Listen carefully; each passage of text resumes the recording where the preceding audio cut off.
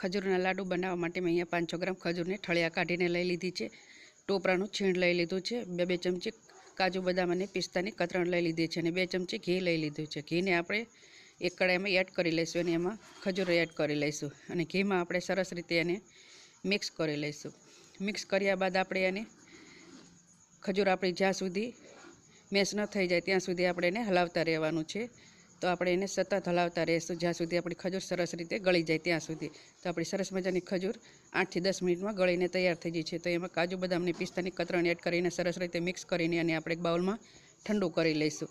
તો મિશ્રણ ઠંડુ થઈ ગયા બાદ એમાં તમને નાના મોટા જે સાઈઝના પસંદ હોય એ પ્રમાણે લાડુ બનાવીને તૈયાર કરીને અને આપણે ટોપરાનું છીણ છે એમાં આપણે સરસ રીતે એડ કરી લઈશું અને સરસ રીતે આપણે એને ટોપરાનું છીણ લગાવી લઈશું। એ જ રીતે આપણે બધા લાડુ બનાવીને તૈયાર કરી લઈશું। તો બધા લાડુ આપણે બનાવીને તૈયાર કરી લીધા છે। તો આ રીતે એકવાર જરૂરથી ટ્રાય કરો।